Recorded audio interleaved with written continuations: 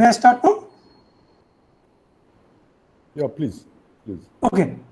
So it's nice to see so many students around, and in fact, this talk will be very pedagogical. Actually, I should clarify. If Prashant's talk was pedagogical, this would be like your first day in school. Okay. So that is the order of simplicity of this talk will be. So where I'll be in this talk, I'll be talking about some small result that Adhay and myself had been looking into. Is some random matrix theory which connects a 2x2 ensembles of disorder matrices with that of the notion of integrability. Okay, and all these terms which are in italics will be explained in due time. So I think it will not be said. If you have any questions, you can always stop me and ask. And if Shorin doesn't ask me too many questions, I should plan to wrap this thing up by within 30-35 minutes. Okay. So, so this is roughly the plan of the talk. So first I will give you a very detailed overview of random matrix theory, and most of the things will be taken from the book by Ake and Stockman, where you get a very nice glimpse of this random matrix theory in the context of various physical problems, particularly quantum chaos. If you are more mathematically oriented, I strongly recommend that you read up or at least have a look in the book of Mehta, which is a bit terse, but some places it's not that it gives quite insightful. And if you are interested in getting a very modern take on the random matrix theory, then you should read up papers of Teddy Tao, or at least visit his webpage, where he maintains a blog and discusses very interesting state-of-the-art problems. And in fact, the problem that I'm going to present today, much of it was inspired following his blog, where he discussed these disorder matrices. Okay. So this random matrix theory, what it studies essentially eigenvalues of or eigenfunctions of very large matrices, of random matrices, or all the entries are random. And then it calculates, as in this diagram, the spacing distributions. So all the eigenvalues are now sorted in a ascending or a descending order, and you calculate all their differences and calculate their distribution, normalize them suitably. I will explain how it is to be done. And then you see certain features, either it's going to be Poisson or it belongs to some GUE or GOE, some universality classes. Okay. Now all these matrices typically is being done with this with random numbers having a certain properties, and those are called Hermite ensemble. And here, what Adhay did in his MS thesis, he generalized these random matrix ensembles and he called them generalized Hermite ensemble. And there was correspondence of this general Hermite ensemble to Rosenvik-Potter ensemble, another commonly encountered ensemble. And this, in fact, this ensemble was introduced long back, but it got very prominence very recently in the context of many-body localizations and various other recent phenomena.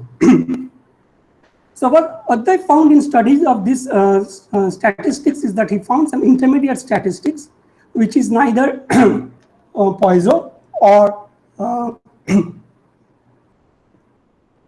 Gaussian ensembles.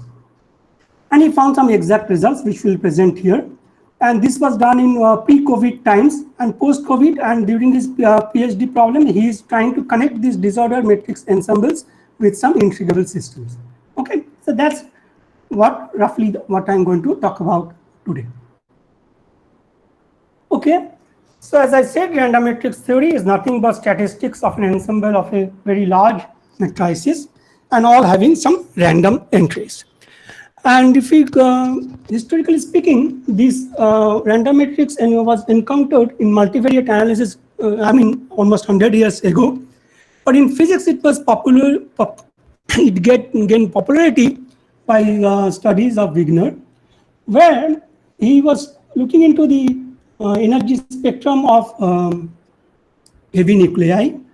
And you see, and such heavy nuclei Hamiltonians are very complicated to model. So what he did, he modeled them as some like with random numbers. Okay, a matrix Hamiltonian or a matrix or an operator with random entries. And to his surprise, he found that these eigenspectra of these random matrices resemble very much that of a heavy nuclei. In fact, they look something like as given over here. Okay, so that prompted him to look into these eigenvalue distributions and various properties. And the first thing that one would like to know, so these are since these are ensemble of such random matrices, one would like to know what is the eigenvalue distribution look like for very large random matrices. So if I take very symmetric matrices and I calculate its eigenvalue distribution, one sees the distribution follows a semicircular law. Okay, this is your energy and this is your E of energy. On the other hand, if you take, because here the eigenvalues are real, okay, and if you calculate the distribution, it's a Wigner semicircular law. And if it's just a real matrix, then the eigenvalues can be complex. It will lie in a complex plane. Nevertheless, they follow a very nice circle, and this is known as the circular law. So this is about the distribution of the eigenvalues. One can similarly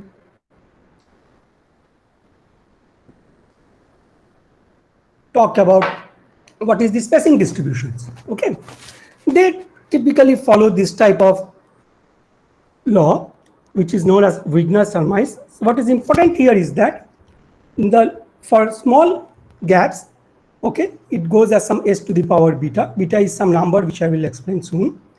And for large s, it has an exponential tail of 10. Okay. And then one can also ask the questions of like, what is the distribution of the eigenvectors? What is the statistics of the largest eigenvalue? Various other such interesting questions, both as in a context of mathematical physics, or also in the terms of the physics. If you think of these large matrices as some operators or the spectra of some operators, spectra of some Hamiltonian, then you can connect it with some nice, very nice physical problems.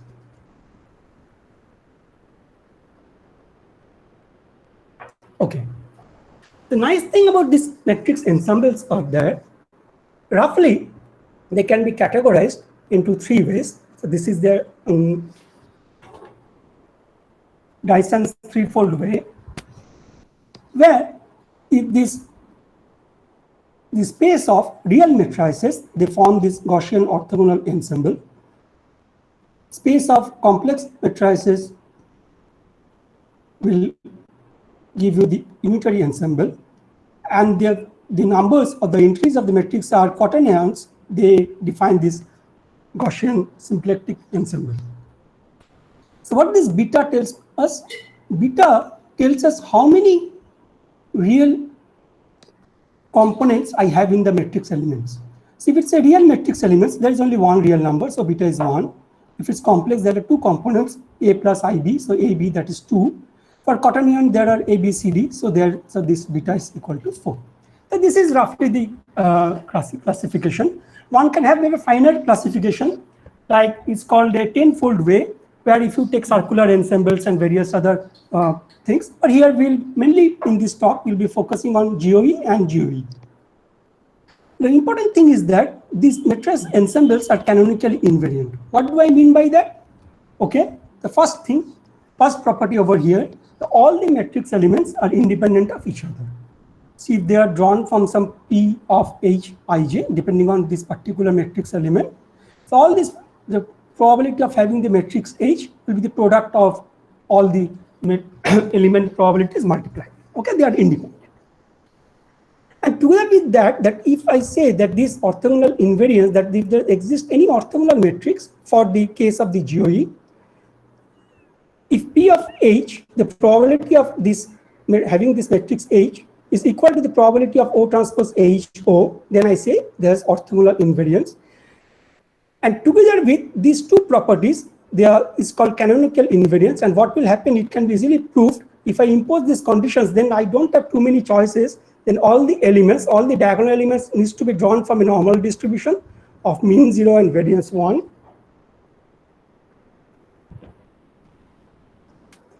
While all the off-diagonal elements will be drawn from mean 0 and variance beta by 2. Okay. And if this, instead of taking an orthogonal matrix, if I take a unitary matrix, then it will belong to GUE. If I take some symplectic matrix, then it will be GAC. Okay, and accordingly, the off-diagonal elements will have the variance 1/2 or 1 or 2. Okay, so all these matrix ensembles are generally goes by the generic name of Hermite ensembles. Okay, I hope this classification is very clear.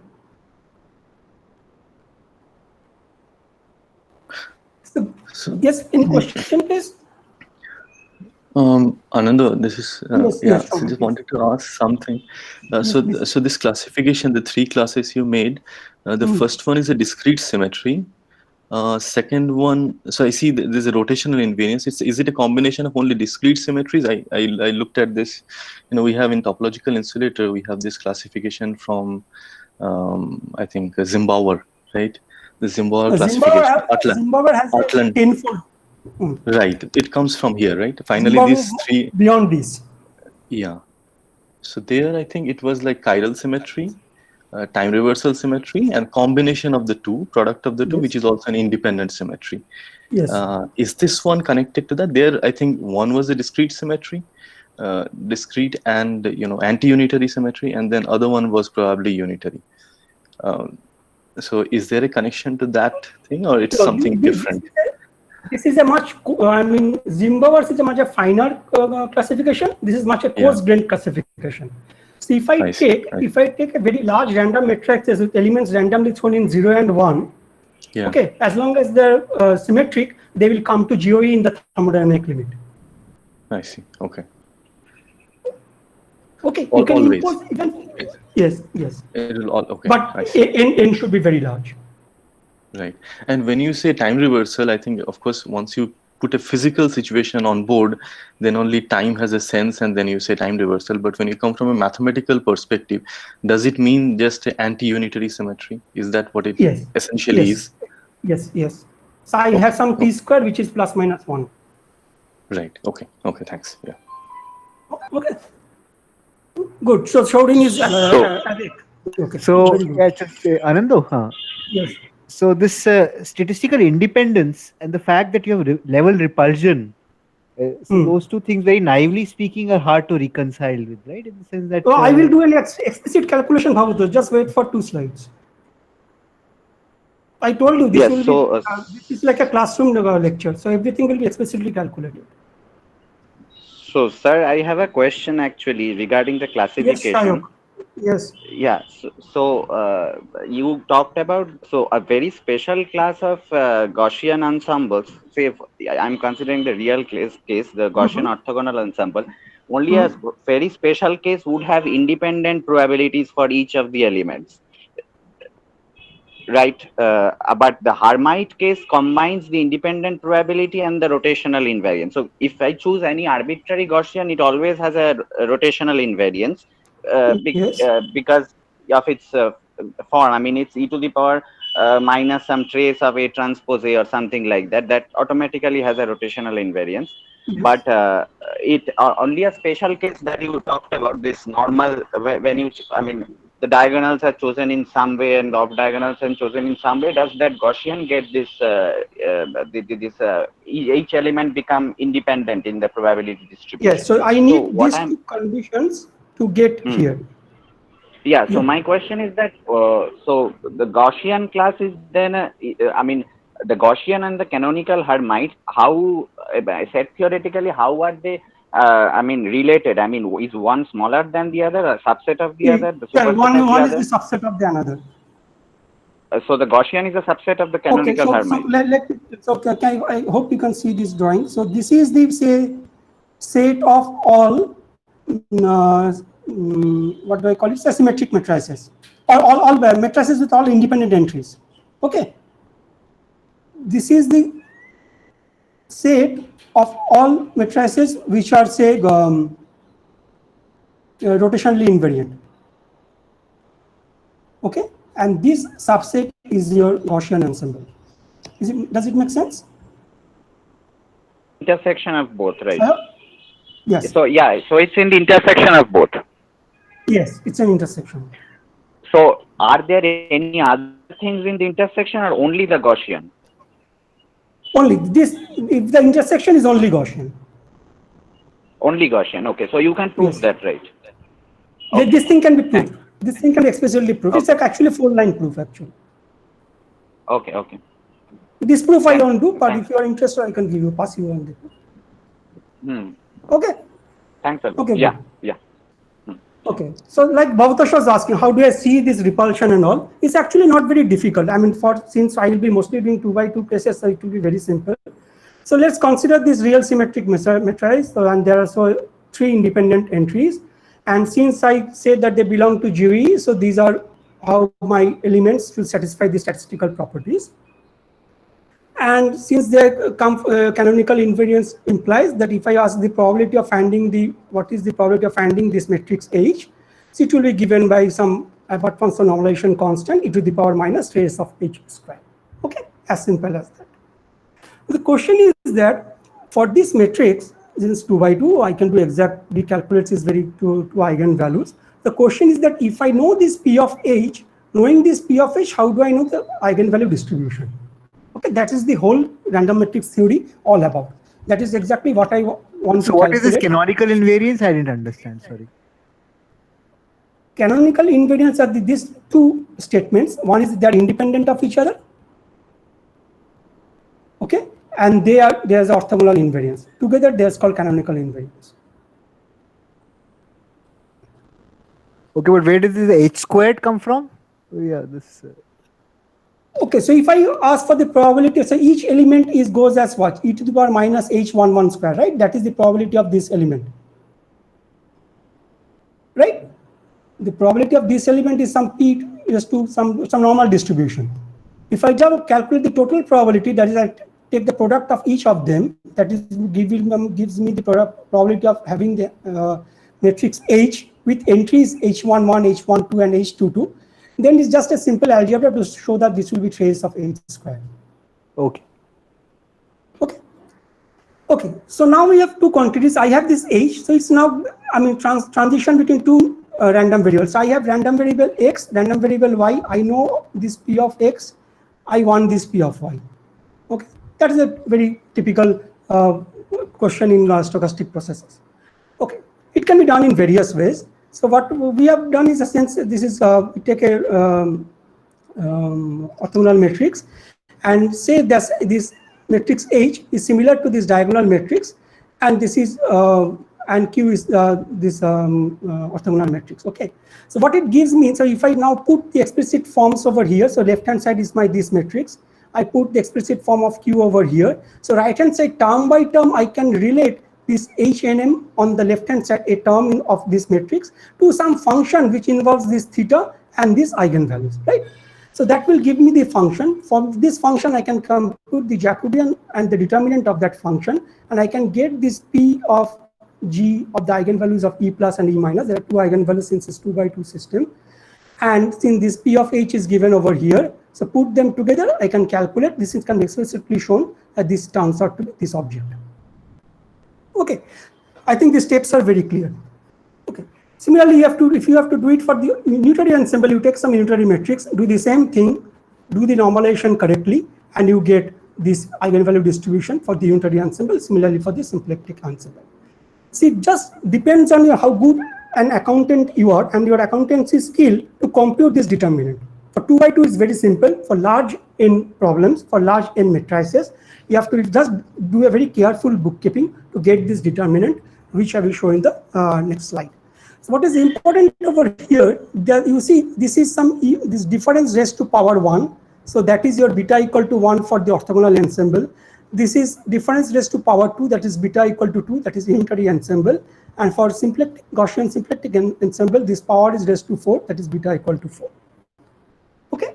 So Bhavatosh, this is how you calculate the eigenvalue distributions. So once you have this eigenvalue distributions, it's a just one-step problem. You plug in this eigenvalue distribution over here, then say when is the difference of between 2 eigenvalues equal to some spacing, say S, integrate over all E plus and E minus. You have the partition function sitting in front or the normalization constant sitting in front, do the normalization, and you get this Revel repulsion. So you see from this form, it has a long tail, is an exponentially tail, and as S tends to 0, this goes linear. The spacing distribution goes linear for beta equal to 1, that is for GOE, and it goes as A square for unitary ensemble. One thing is important to remember is that since it's probability distributions anyway, I expect that it will be normalized. So this is one normalization constant.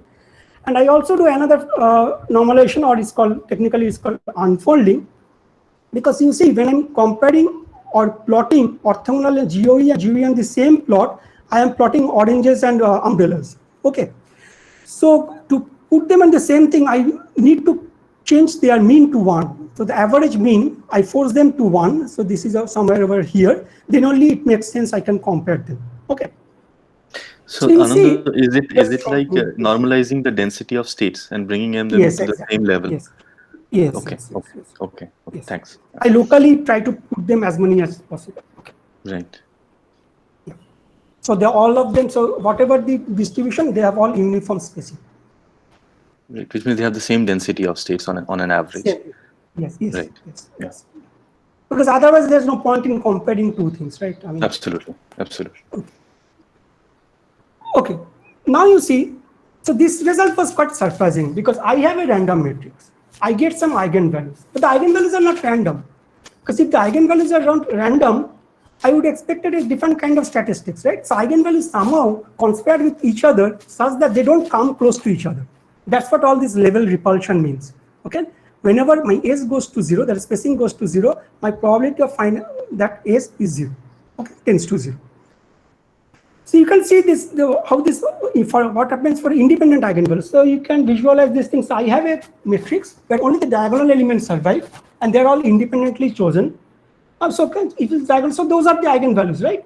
And their spacing will be like an exponential distribution. So if they're from some normal distribution, it will be some e to the power minus s squared. And if I suitably normalize that, that is what is called known as the Poisson statistics. The P of s goes to e to the power minus s. So you see these terms where there's a linear repulsion or quadratic repulsion, and here there is a clustering. So there's a broad separation of two different kind of problems. Okay, one is the Poisson statistics, that is on one side, and all this repulsion business is on the other side. Okay. Now we won't do here. And so can I ask you a stupid question, Ananda? No, you are not stupid. Okay, sorry, question is also not stupid. Okay. I've not asked the question yet. So, so what does it physically mean?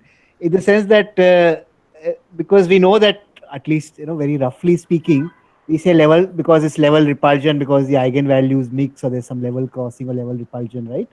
Yes. But that seems to be built into the certain symmetry properties. So the fact that a system has this kind of a level repulsion character is built into the symmetry properties of the matrix which you've chosen. Yes. So what is it possible to give some insight into that? Yeah, I will give this insight, but in the second last slide, because then it will be easier for me to talk about it. Okay. I mean, essentially, to give you a one-line answer now, this entire problem can be back to a Coulomb gas problem, where you can see how the repulsion comes. Okay. Okay, so I will give a pictorial demonstration at the very end of the. Okay, so one can extend this thing to, so n by n matrices, and as I said, depending on how good an accountant you are, you can calculate this determinant. Okay, for n by n matrices. Only non-trivial part is computing this normalization constant and these prefactors. Okay, for that you need very good combinatoric understanding of the your problem. But what is nice is that Adhay has plotted this thing. So he has plotted this GOE for various system sizes. He can go even for large size of matrices. And you see this P 2 cross 2 is not a bad approximation of n cross n. Okay. So 2 cross 2 is quite insightful. There are serious deviations from large n matrix, which we will also see. But at least this is a phase setting. Since I will be mostly demonstrating 2 by 2 matrices, so I will try to face it by saying that at least 2 cross 2 is not, most of the times it's not bad approximation of n cross n matrices. Okay. Okay, so now why are these things important? Okay. And when was this thing, I mean, people realized its importance when the people studied chaotic dynamics, particularly chaos in the context of in quantum mechanical systems. Okay. So those who have attempted nonlinear dynamics course should be familiar with this standard map. So essentially what it is if you forget this kicking for a time being, so it is just some oscillator, okay, and which is kicked from time to time, okay. And if I write the evolution of this system between two kicks, I get what is known as a standard map. So this is a discrete map, okay. This is a discrete map, and K is my kicking strength. And if the kicking strength is very small, so it means that all the oscillators are almost independently evolving. So if I start with some initial condition over, say, here, I will make an orbit because due to periodic boundary condition, okay, this will be a closed orbit. If I start with a different initial condition, I can make another orbit, so on and so forth. Okay.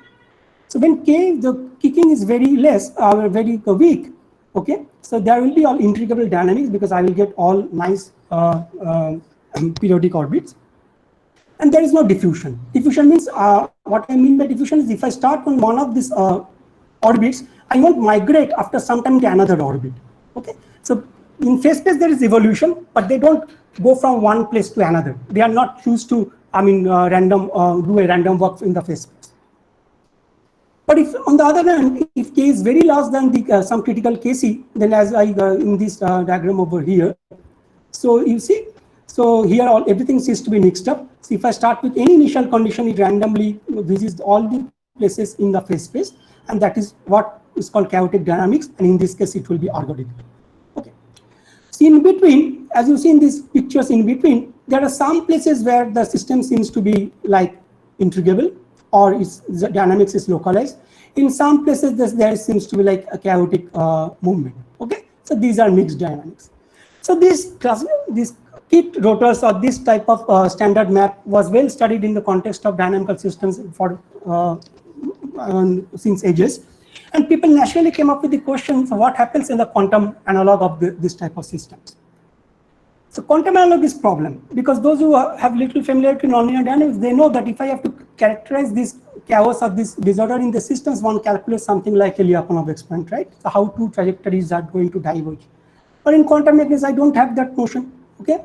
So what they do, so there are various ways of quantizing the problem. So one can write this action, then quantize the action. Okay, that is one way of doing that thing. And then see this, then it can be cast into a problem like this Schrodinger equation, and where this H is now some Hamiltonian corresponding to the classical Hamiltonian over here, and then ask the spectral properties of this Hamiltonian. Okay, there is only one exact result here. The exact result is the Berry-Tabor theorem, which says if the quantum operator, if it shows Poisson statistics, then the corresponding classical dynamics should be integrable. Okay, it's a statement. I repeat this statement. If a quantum Hamiltonian shows clustering, or the eigenspectral properties of the quantum Hamiltonian shows clustering, its corresponding classical system should be integrable. The second thing about the chaotic dynamics, there is no exact results. There is only a conjecture that if the quantum Hamiltonian shows Widner-Surmise, that is repulsion, that is known as the Bohigas-Geoghegan-Schmidt conjecture, then only the corresponding, there's a conjecture, though there is nothing like then only, there's a belief that the corresponding classical system will be chaotic and ergodic. The question is that what is since I see a lot of mixed dynamics for intermediate parameter values when K is of the order Kc, and I expect to see some intermediate statistics for the quantum systems also. But then what is that ensemble correspond to?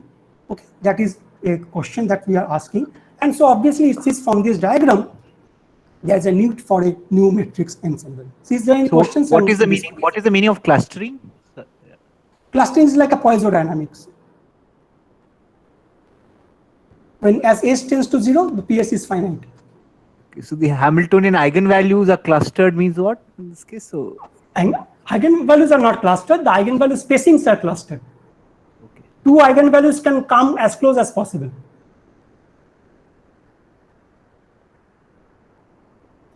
Okay. Okay. Ananda, just one Yes, question. So when Yes, sir. when this Berry's theorem, does it assume that the problem for which this theorem is valid, it definitely has a semi-classical limit. But in case a problem doesn't have a semi-classical limit, then there is no way to check this theorem, No, right? no way to check that. So it's only applicable to problems which has a semi-classical limit, well-defined semi-classical Yeah, I limit, right? guess so, because I'm comparing some quantum system with assuming that that thing limit, and then only I can say it will have some integrable dynamics. If that limit doesn't exist, I don't think there is some definite statement one can make. But even in absence of the limit, the statistics might exist. While we will not know probably how to interpret or what will be the right interpretation. Yes. Yes. Okay. Exactly. Yeah. Okay. Okay. Okay. So this is the motivation for the new finding a new type of matrix ensemble. So if there are no further questions, so let's get into that. So first thing is that, okay, to attack is that, okay, take correlated matrix elements. Okay, somehow I have to, I mean, get rid of this canonical invariance to start. Okay, so taking correlated matrix elements is one choice, but then eventually one has to do something like that. But then is that there are various ways you can take some correlations. Okay, correlated matrix elements. So better to drop the canonical invariance. Okay, so we were not the first thing to think about this. I mean, people have been working on this problem for, decades. And these are the very two nice references. And this Berry's and Shukla's paper is very nice generalization of these Hermite ensembles. And they actually consider all the possibilities. And we try to find a minimal thing that one can do is that, okay, instead of taking this diagonal variance to be 1 and this is to be beta by 2, take it to be some sigma d, take it to be some sigma off diagonal, that is sigma o. Okay, this is good enough to break the canonical invariance. So this is then what we call a generalized Hermite ensemble, and it can also be done. So one can also keep this sigma d still equal to 1, and then put this some scaling factor of 1 by n raised to gamma, which is also very useful, which I will discuss at the very end of this talk. And this is also very modern. This Rosenvik-Potter ensemble was also in existence for decades, but it came into prominence or got revisited in very recent times, again in the context of many module localization and various other problems. So essentially what we are doing in one word, that we are taking a different statistics for the diagonal elements and the off-diagonal elements. Okay, and this is what we call as the disorder. So I take their ratios sigma d over sigma o, and if this sigma d is equal to this sigma tilde is of the order 1, then I go back to my Hermite ensemble. If then this sigma tilde is much greater than 1, then I go to my Poisson ensemble. See, this can be easily seen how I get my Poisson ensemble. So if I have a matrix where the diagonal elements are very strongly fluctuating, so the fluctuation of the diagonal elements overcome all the fluctuations of the off-diagonal elements. So my eigenvalues will be strictly governed by the diagonal elements. So I get back my Poisson ensemble. Okay, and this ratio is something like a disorder strength. Disorder in the sense, not typically a condensed matter people would like to have understand this disorder. But for us, disorder means a tunable parameter by tuning which I can make my spectral statistics go from that of a Hermite ensemble or repulsion to that of a clustering. Okay, so this is what we mean by disorder. Okay, so now given this matrix ensemble, one can calculate this eigenvalue distribution. Either you can rely on Mathematica, or you need to have a good graduate student like Advait, so who can do all this computation. And it's easy to see how I get this thing. So if when this sigma d is order sigma o, this term vanishes. So this thing don't contribute. The Bessel function is of the order 1, so I get back my GOE. Okay, as simple as that. And similarly, I can also calculate my spacing distribution like that. It looks slightly complicated if I have to keep all for the general one, but it's very simple. It's actually tells us for the large s limit, it is exponentially suppressed, that is goes as e to the power minus a square, and for small s, it goes as s to the power some number eta. If eta is equal to 1, then this is GOE. If eta equal to 0, then I have this clustering. So I think there's something called a Brody distribution or something, right? Which is also something similar. Similar, exactly similar. So what I have done here, so they are actually there's a normalization constant here, because I have to do two normalization. the mean should be 1, then and the probability distribution should be 1. And there's also some prefactor over here, and those are very complicated functions of eta. And I haven't written those. If I wrote this, then this distribution will look like that of a Brody. Okay, so this is my eigenvalue distribution for 2x2 matrices. This is my spacing distribution, which shows my Gaussian orthogonal ensemble. Okay, and if I vary my sigma tilde, I can go from clustering to repulsion. Okay, so here why I do this fitting, this is an exact result, but still I do this fitting to get an feel for the phase space. If I in the sigma d and sigma o plane, okay, so whenever the sigma d along this diagonal, whenever sigma d is the order sigma o, I have this orthogonal ensemble, that is my eta is equal to 1, that is this lighter color.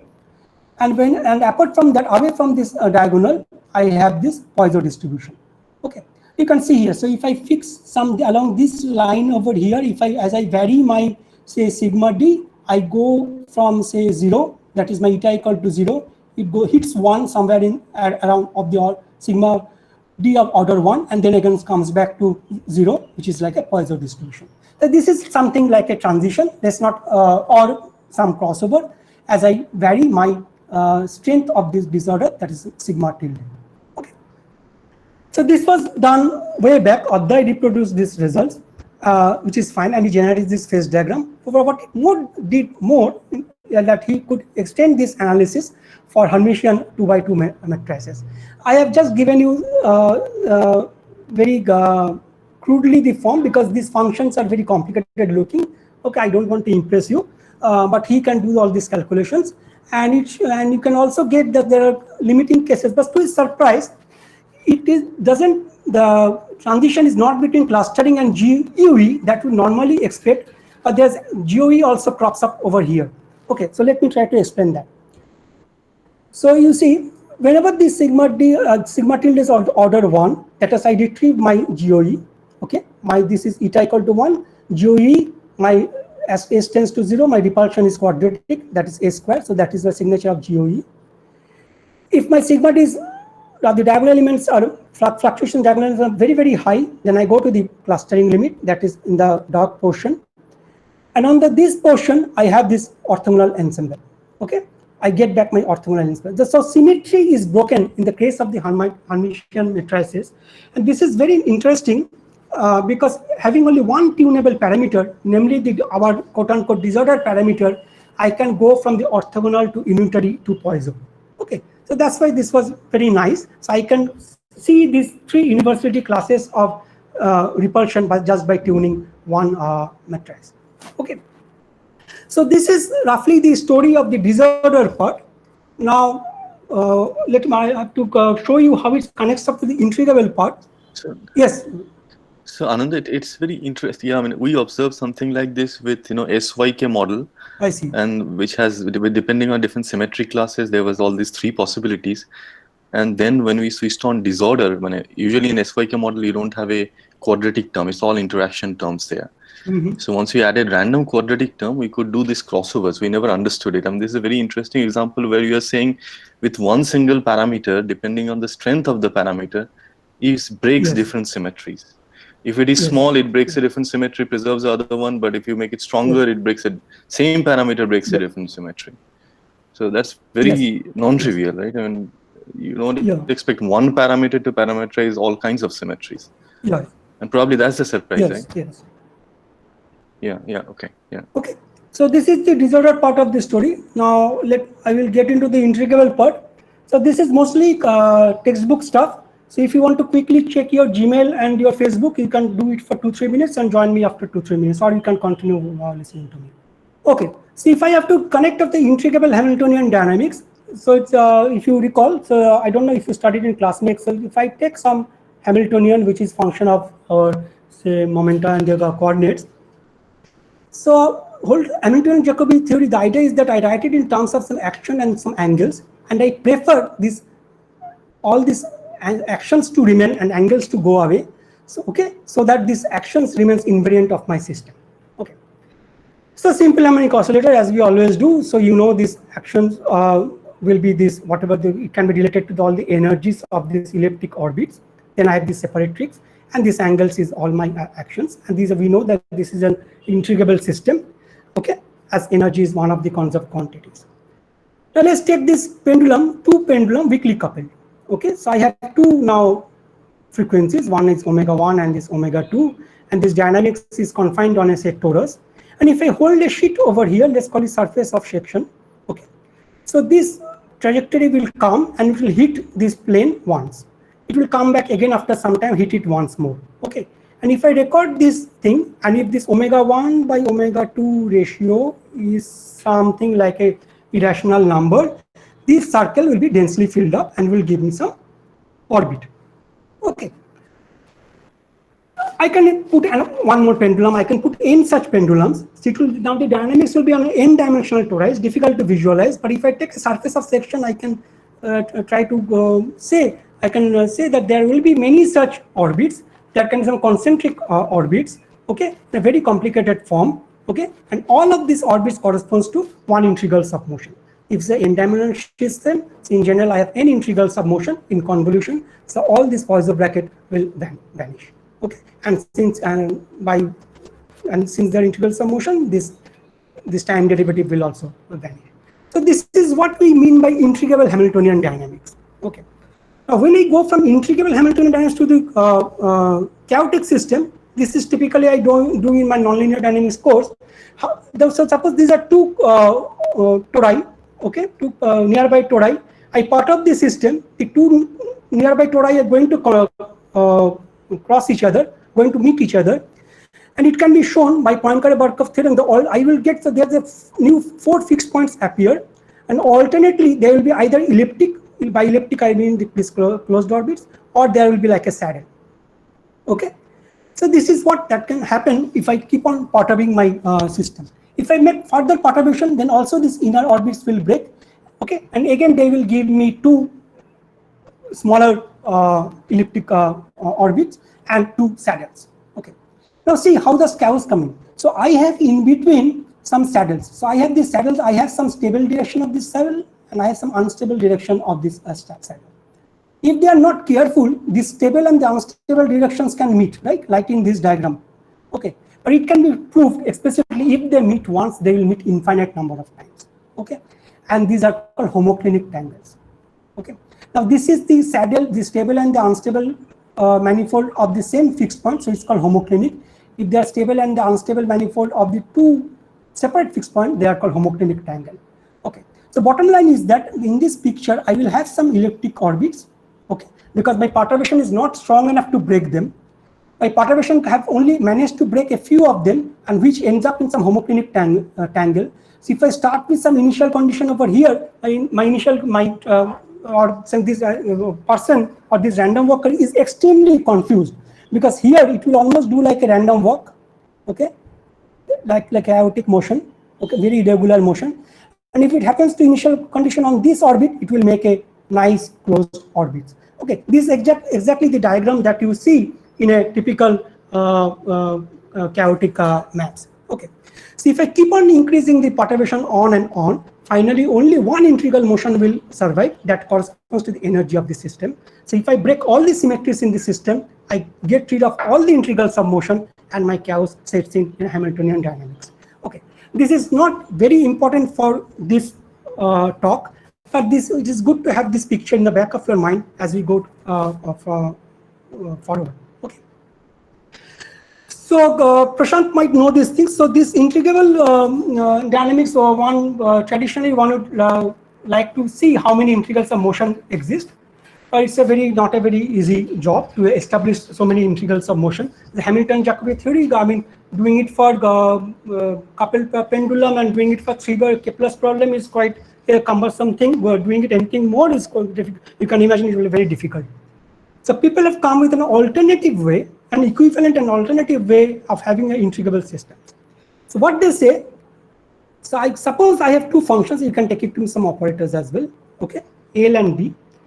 If I can have two L and B such that this dynamical system or this Hamilton's equations of motion can be equivalent given by this L dot equal to the commutator B of L.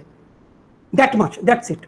If I can find this B and L such that this thing gives me my equation of motion, I know my system is going to be integrable. Okay. Again, this is an example just to give an idea. So this is one of the integrable systems that people have traditionally solved in nonlinear dynamics, or one of the very few integral systems that can be exactly solved. So that is this Toda lattice. So this is the Hamiltonian, and one can show, and one can find. I cannot say show it. One cannot derive it from first principle. One can only have some intuitive guess and come up with these lax operators L and B. And if you plug in this equation in this L dot equal to commutator B of L, you get back the equation of motion. It looks like an overdetermined system, but it's not. Many of these equations are redundant. It gives you the same equation again and again. Okay. So idea is to find for any integral system this pair of matrices or pair of operators L and B.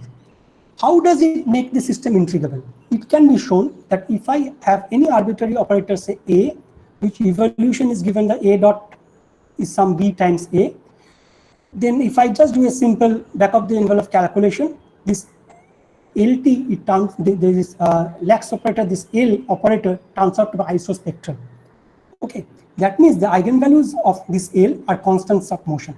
Okay, the L is similar to LT is similar to L at t equal to in 0. Okay, for all t, and so these eigenvalues are constants of motion. Okay, and it can very easily check. And all this, if I raise this, take this operator L, raise it to some power k, and take its trace, that will be an conserved quantity.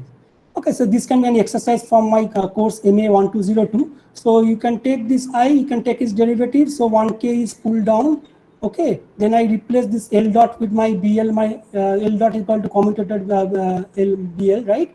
I put it over here, expand these terms, and since trace is insensitive to in which order I multiply the matrices, this is trivially vanishes. So my IK is a constant of motion. Okay, now comes the important part, and that's what people have got interested in these things. So if I take the observable in the quantum mechanics, and we say the observable is conserved if this commutator vanish, right? As simple as that. Okay, and then I can make the general statement. I mean, I was late to make this statement. Some other people made this statement a couple of years ago. Is that these intelligent people, and they say that if there's an n-dimensional operator commenting with an non-trivial n-1 matrices, my system is completely integrable. I insist on the fact non-trivial because you say you don't give me something like an identity matrix. Okay, something like that won't work. I need to have some non-trivial set of matrices for which, and if I can find n such matrices for which my operate commutes, then my system is going to be integrable. These lax matrices by themselves are very interesting. If you have, I mean, this was a matter of another talk. And if I take this matrices ensemble and if I calculate this eigenspectra or the spectral properties, they themselves define a new class of random matrix ensemble. Okay, that I'm not going to discuss, but I thought it will be nice to mention if you're interested in this lax matrices and this random matrix theory. There's a lot of work is going on in that direction as well. Okay, very good. So how do I exploit this structure, or how do I construct the integrable matrices, 2 by 2 integrable matrices for our operators in our case? So Adya starts with a very general symmetric matrix, as general as this. Okay, and he demands that there is some O which is his commutating partner. Okay, how do I find this O? So one thing is that it has to be symmetric. Okay, and another thing is that we demand that it is going to be orthogonal. Okay, if it's going to be orthogonal, this diagonal, I mean, its eigenvalues are 1 and -1. Okay, then I can choose this theta matrix, okay, to be some, say, rotation matrix. And then I can explicitly calculate my matrix O. This one, there can be various such matrices. This is one such convenient choice. Okay, then I know this operator O. I know my general Hamiltonian form. I plug it back into this equation, and then I equate term by term. Then I will see all the elements which are started with some independence, x, y, z were independent over here. Their independence is somehow compromised. X and z can still be independent, but these off-diagonal elements somehow have some relation among themselves. So I have this constraint, and depending on which one of x, z, and y you dislike, you can get rid of one of them. Here I dislike y, I get rid of them. So everything in terms of two independent random numbers x and z. Okay, and it can be shown if I take the spacing distribution of this guy, it will be like a Poisson distribution. So this is the how we construct our integrable matrix, say H plus. Okay, because it commutes by Altshuler, Shastri, and all their theorem, that it commutes with some at least one such partner. Okay, this partner need not be unique, but there exists at least one such partner. How do I construct the non-integrable part? Similar ideology.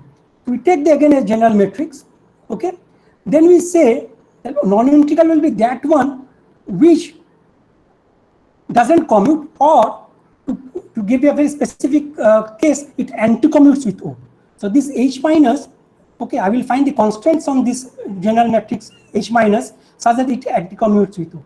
Okay, so and again, since we know this form of this O from the previous slide, I again put it in this equation. I know this H over H minus over here, O from the previous slide, equate them term by term, they turn out to be this H minus, it's a non-integral partner. The whole idea of this story that I'm going to tell you today, or I'm telling you today, is to combine this H plus and H minus. So they belong to two symmetric classes. Okay, one is integrable, one is non-integrable. I combine them with some parameters, say lambda. I end up with having a general matrix. Okay, now in this general matrix, you see there are three independent entries. Lambda is just a parameter which goes from 0 to 1. If it's 0, then system is integrable. If it's infinite, then it's something non-integrable. Okay, and given this matrix, this general matrix, or these random numbers, what is the eigenvalue statistics? Okay, so if you compute this eigenvalue statistics, that's what Advait did. It turns out to be exactly the same eigenvalues or the spacing distribution that we had obtained with sigma tilde. So you remember the sigma tilde was our disorder parameter, and this is exactly can be mapped to our this if you can call it some symmetry parameter or some integrability parameter, say lambda. Okay, it's essentially the same plot I'm reproducing here. I can show that this distribution, this behavior of this eta, this fitting parameter will be symmetric about this lambda. As I tune my lambda, which is not a disordered parameter now, but something quote unquote integrability parameter, I reproduce the same picture. You might ask that in here we had some theta. It can be explicitly shown that if I do this normalization, the theta gets out of the system, and if one can check with numerical simulation. So one can take 2 by 2 matrices, very large number of them for various thetas, and all of them, and lambda is 1 by root, all of them converges to our Gaussian orthogonal ensemble. So this is one way of saying there's an integrable to chaotic transition in symmetric two-level systems. One can do the same thing for the Hermitian matrices. Anando, Yes. Can I ask a question here? So can one take this approach in a sense that if I take Hermitian matrices, I know that in n dimensions, the independent, mutually independent bases are the generators of SUN. Now one can ask what is the largest set of mutually commuting matrices inside SUN, which is probably these Casimir operators. Okay. And then what you're saying is, as long as you expand in this mutually commuting set, that will do the job, right? It's like saying that I have the full set of, I'll call it integrable, right? Yes. Can it be a definition? I'm just asking that if you take for Hermitian, it's the expansion is SUN, then I look at the maximal set of commuting operators, which we know is Casimirs, and then if I able to expand in that, then I'm done, right? Yes, and that's what actually Altshuler and Shastri, they all do. So if there is for an n-dimensional system, there's n such operators, it's n integrable. If there is some m such operator, then it's because m integrable. But the maximal set is known in a sense how large a set can be. Beyond which it cannot. Yeah, but these explicit forms are not known. That's the problem. Sure. Yeah. Okay. Okay. Anyway, so here one can do the same thing for the Hermitian matrices, and one can again do the calculation and check. I can combine them, and again exactly here also this role of this quote-unquote integrable parameter can be mapped to that of the disorder parameter, say sigma tilde in the disorder study, and one can generate the same transition for crossover from integrable to GOE to GOE in two-level systems, of course. And here also in the inset, I show that it can be proof that is independent of theta and the phi parameters. Okay. Okay, so that is the story of two-level system. Now, this was Bhavatosh was asking what is for the n-dimensional system, what happened, or how do I visualize the whole thing? Okay, so what Advait did for n-dimensional systems for the disordered matrices or generalized Hermite ensembles, we don't have an exact result, but he came up with a very nice answers, which seems to be work very good. So it cannot be derived since it's an answers. Okay, so we have. So let's see. So if I have only this term over here and this thing over here in my probability distribution, I can map it. I can, and my this is my, if I call this thing z of n as some partition function, the whole thing can be mapped to a Coulomb gas problem. Okay, that's this is my Coulomb gas. So it's confined in a quadratic potential, and it's repelled by Coulombic repulsion law, or like a log potential. Okay, and that essentially is the physical interpretation of how do we get this VGOE and how the repulsion arises. So these particles on a 2D gas confined to a 1D wire, okay, they are confined, but they at the same time they try to move from each other, okay, and that essentially gives you the level repulsion. For the general Hermite ensembles, we have two more terms, that is something over here using the Bessel function and some term over here, that can be shown that this will be this potential, general potential in this Coulomb gas picture will be VGOE, that is this potential plus something extra. And if I take the limits carefully and see, then these terms will vanish. So if I, in the thermodynamic limit, I enter phase space will be that of a GOE.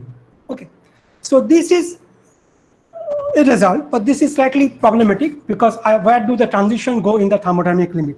Okay, so this is the problem with working with the generalized Hermite ensemble, and that's why people have been, Krafft-Zermelo have been working with the Rosenberg-Porter ensemble, where they scale these diagonal elements by n, so the system becomes scale invariant. Okay, so if I work with some, so let me explain this diagram. So earlier for n equal to 2, we saw for GOE a transition like this. So here it was like a GOE that was eta equal to say 1, and in the extreme case it was eta equal to 0, that was Poisson. For n equal to 3, these spectral properties are very different from that of n equal to 2. So n equal to 2 is not always a good example, a good reason for studying these systems, okay, even though they are simple. And if I study this for various large n, we see this critical sigma dc, it will be shifting towards n, and it will shift linearly, okay, for this generalized Hermite ensemble. If I scale them by the n, if I make it scale invariant, then all of them collapses to sigma d of the order 1. Okay, so essentially what I want to try to say is that even in the thermodynamic limit, there's a strong evidence based on that answers and some numerical simulations, the clustering to repulsion transition or crossover exists. Okay, what I don't know yet, and here I would like to summarize. For generalized Hermite ensembles, we have shown that there's a crossover for large n systems, and it can be understood from a Coulomb gas analogy, but we still don't know what are the exact form of the Lax operators and how this system, the way we show it for the 2x2 matrices and exact correspondence, how to do it for large n.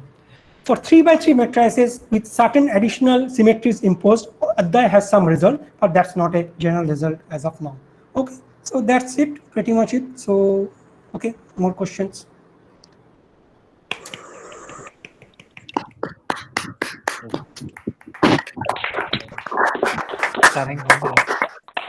It was a very beautiful subject and a very beautiful talk. A beautiful piece of work.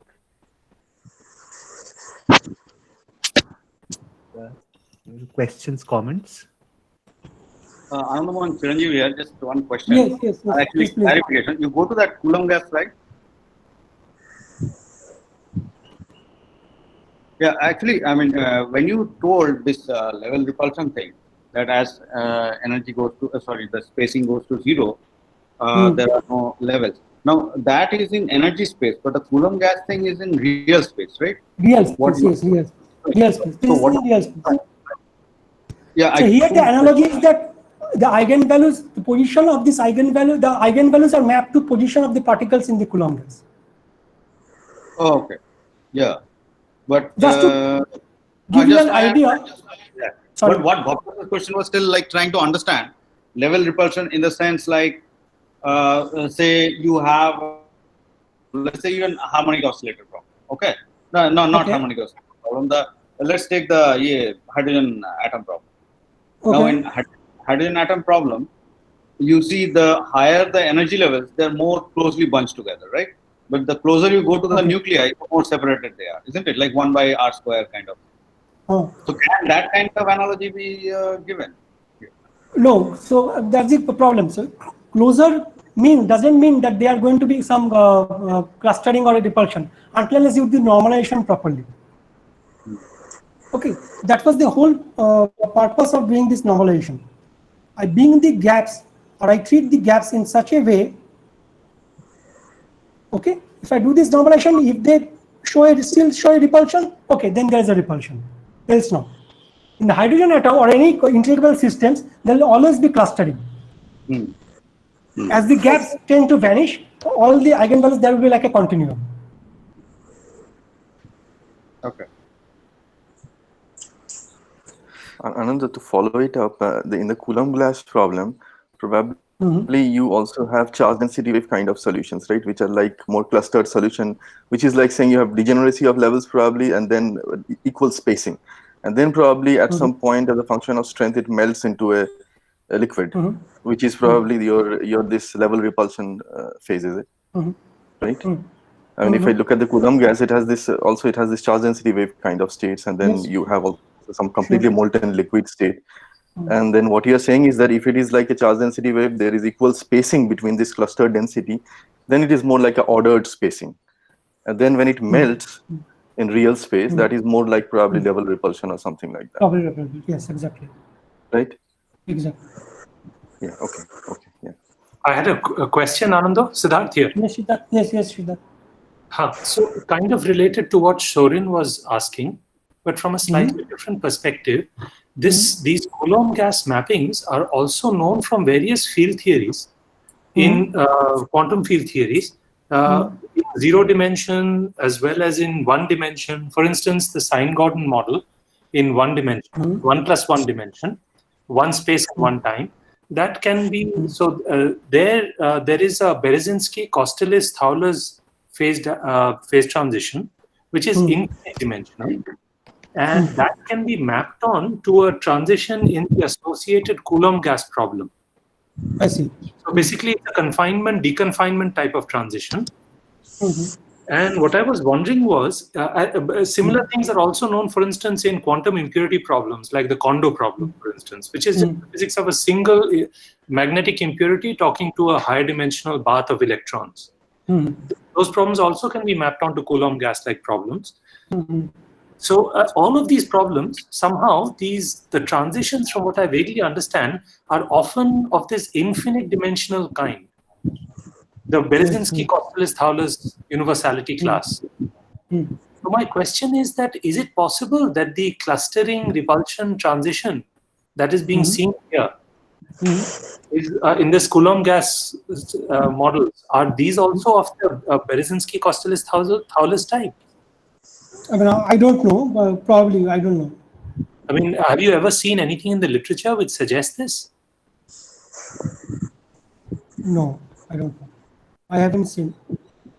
Because, I mean, the obvious question is that since you're seeing a transition, which universality class does this transition belong to, and why?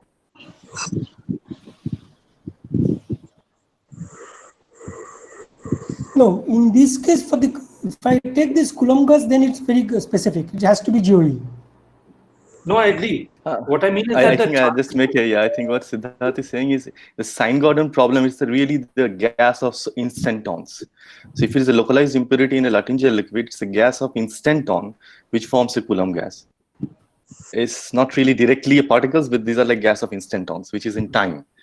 But now if you take a 1 plus 1D theory, then it becomes really solitons. Right, Siddharth? Yeah. 1 plus 1 dimensional field. Yeah. That's right. So, but at the end of the that's day, how it goes. That's right. But at the end of the day, what really matters is that you can map onto some Coulomb gas-like problem. Absolutely. And then you can have a ordered phase, like you were saying, some kind of a charge density wave phase where everything is ordered, which may correspond to your your Poissonian distribution. clustering, and then it will melt into the liquid phase, which is what, for instance, in 1+1D we'd call the Tomonaga-Luttinger liquid, for instance, and that transition is of the Berezinski-Kosterlitz-Thouless type. What I was wondering was that, is it possible this transition that we're seeing here, again, very generally belongs to that kind, this clustering repulsion transition? So that was my question. At least I have never seen this description for this kind of problems. That will be very interesting to look at that way. Yeah, Yeah, basically, what is the stat mech of this transition? That's what I'm wondering. Stat mech of what transition? Of this clustering repulsion transition. Stat mech like? Basically, which universality class? This geo equals transition. I think it's pretty much like Ananda. It's like saying that if you have, usually when you think of transitions, we go to momentum space and do something. But if you really, what Chiranjeev was also referring to, that it's a very confusing mapping. But if you really map things at levels to position, physical positions of particle, then it is probably more like melting of a liquid, melting of a solid. And that's very interesting. That perspective is very interesting. Initially, if you map these energy eigenvalues to position eigenvalues, which we are doing here, and then making a gas out of it.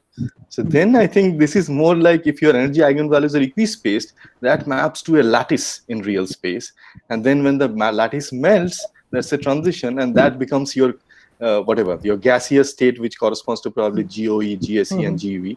And that's very interesting way of looking at it. No, I think sorry, thought about. No, I don't agree with it. That energy eigenvalue. Okay, sure. Energy eigenvalues are not equispaced. Okay, they are following some distribution, and the nature of the distribution changes as you cross a certain threshold. Right, I'm saying that equispaced will belong to the Poisson. No. What I'm saying is equispaced or a little bit disturbed. Even Poisson. I know, but I'm saying it can be reduced to continues that. to be a random variable. I agree with you, but I'm saying that you cannot reduce something like Wigner-Dyson to an equispaced object, can you? Will it be easier for Poisson to distort it to that? And what is continuously connected to is the question. Shakuntala?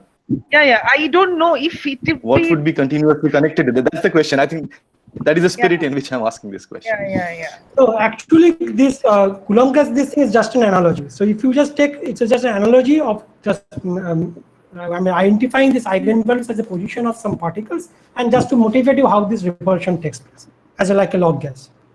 So beyond that, I don't think. Yes, Bhartosh. Yeah. So I also, Mani, would you comment on this analogy with this eigenstate thermalization, because it seems to have a very direct connection and a very different way of looking at it. So I don't know, would you comment on that a little more, maybe? And whether there are certain metrics which people use, you can also, that's a separate minor issue, but the fact that it's an insight from a different point of view. So. Yeah, but here I don't want to comment on that thing for the following reason is that it's not directly connected to what I told over here. And secondly, probably Subhashish is going to speak very soon, and he has a much better understanding of those. Not very soon, I think maybe in a couple of months. So. Okay, nevertheless, since those things, this eigenvalue ETH hypothesis and all, they don't connect up exactly to what I'm going to do here, because I haven't discussed anything on the eigenfunction properties. No, but the fact that somehow the off-diagonal parts, if you sort of get rid of the off-diagonal parts, then you get to the Poisson thing, right? Which is like a. But that's not enough. That's not enough. Achha. So unless you look into this function statistics, you calculate some inverse participation ratio or things like that, or some overlap of some functions as they evolve. Again, that too is not enough. The Fluke description of some quantum mechanical system. Then only it's the many things to be told to get into that thing. Okay, so from this, whatever things I build up today, that is not enough background to make any reasonable or justifiable comment on ETH. Here is classical. Yeah, sorry. Anand, can I ask you a question? Yes, Prashant, please. See, that I0, is it a Bessel function? Yes.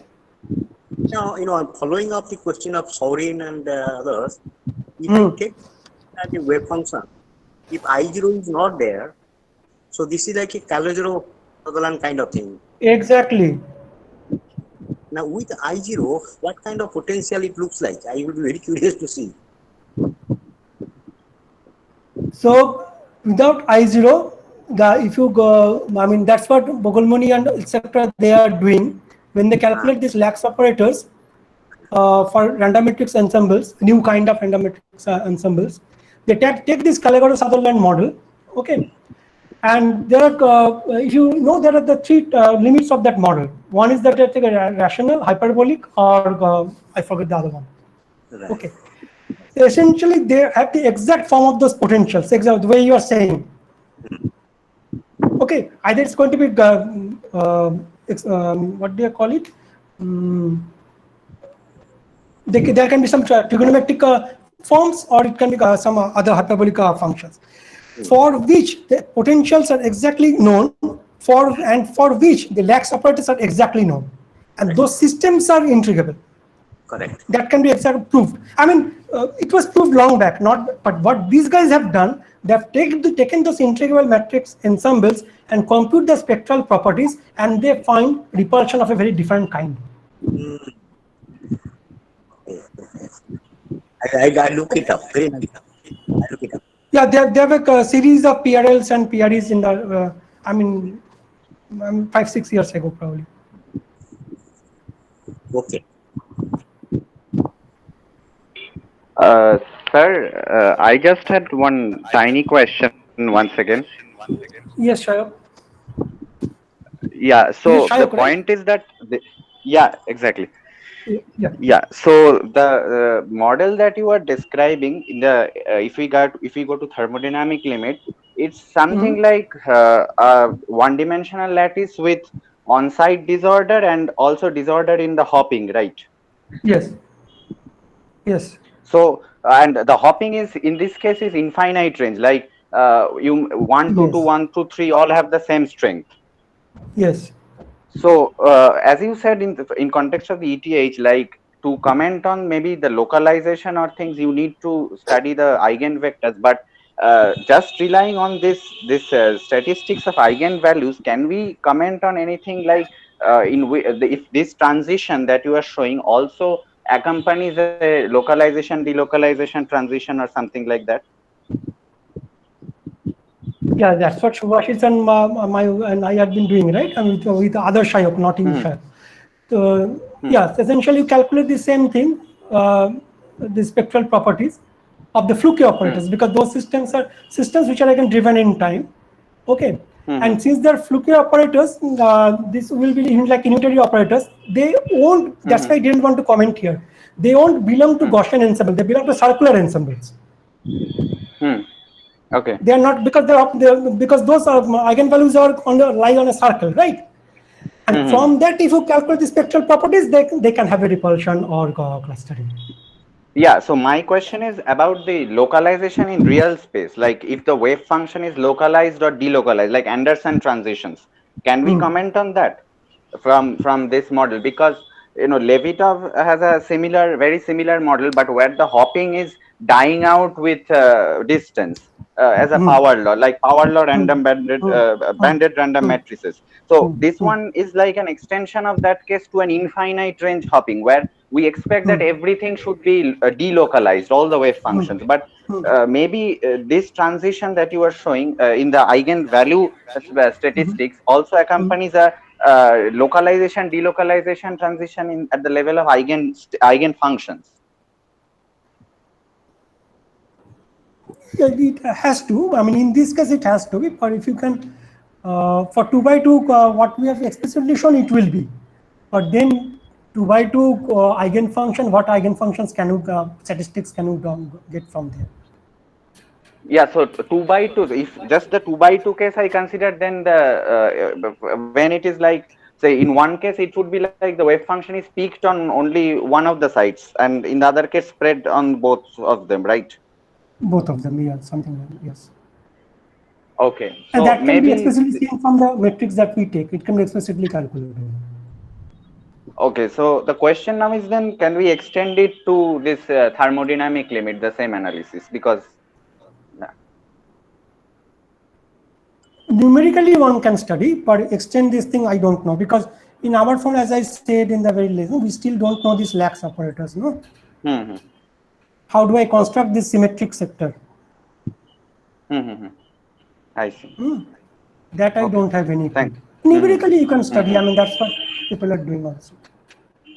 So it is very different from the GOE. I mean, the 2x to GOE case, where in higher dimension also the spectrum is almost the same, but in this case perhaps it is not that trivial, the extension. No, no. Okay. Thank you, sir. Okay. I think Siddharth has been trying to ask a question for a long time, or did he already ask? I asked my question. Oh, sorry. Then I just lost my connection for a while. So, Yeah, I asked it a short while ago.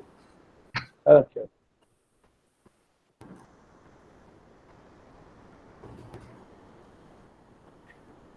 So, okay, then I guess any more questions or comments?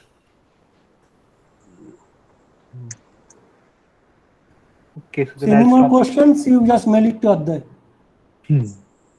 Okay, I'll probably-